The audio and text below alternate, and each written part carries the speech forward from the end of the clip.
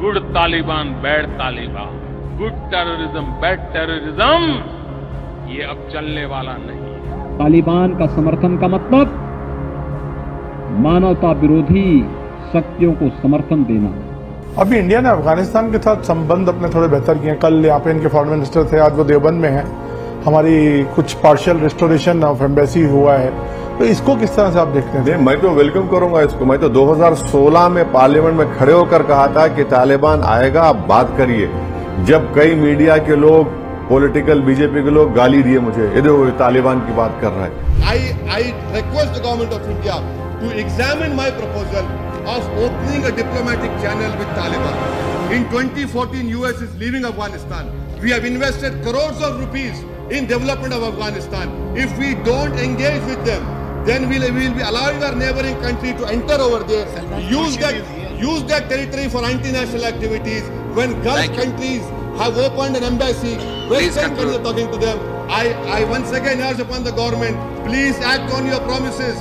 Your promises are going to make difference whether you come back here or not. And the last question, I want to know whether this government is really serious about Afghanistan, because Afghanistan is going to be a grave challenge to us.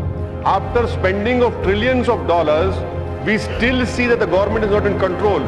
So whether India and Pakistan are going to sit down and talk about how stable Afghanistan can be made, because it is in our interest that Afghanistan remains stable, because the way Taliban is going to come back for sure over there.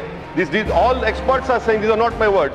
So what steps are being taken in that regard, sir? These are my specific pointed questions to the Honourable Minister. अब समझ में आप लोगों को अब इन्हें जरूरी है, तालिबान हमारे से दोस्ती आती, वहाँ जो ईरान में पोर्ट बना रहे, वो पोर्ट से सबसे बड़ा फायदा हम पाकिस्तान को बाईपास करके अफगानिस्तान में जाएंगे। तालिबान तंग है वो लोगों से, तंग है वो पड़ोसियों से, और उन्होंने कितना अच्छा स्टेटमेंट दिया, उन्होंने कंडेम करे पहलगाम को, आउटराइट कंडेम करे वो लोग। देखिए हमारे लिए बहुत, ये छाबार पोर्ट बना हमारे लिए बहुत जरूरी है, जो ईरान में हम बना रहे हैं, उससे हम अफगानिस्तान में जाएंगे। हम कैसे इन्फ्लुएंस छोड़ देंगे उस इलाके का चीन और पाकिस्तान के लिए? लेकिन कुछ खामियां उनकी भी है ना, जिससे वुमेन राइट्स और सबको लेकर। अरे सर, खामियां सब में है ना। कहाँ खामियां? आप खामी को देखेंगे या आप उस स्पेस को छोड़ देंगे? आप कौन होते भाई? आपके घर में क्या हो रहा है आप देख लेना। आपके घर में जो होगा आप देखेंगे, मुझे क्या करना है उससे? मुझे ये देखना है कि मैं उस जगह ना खो दूं।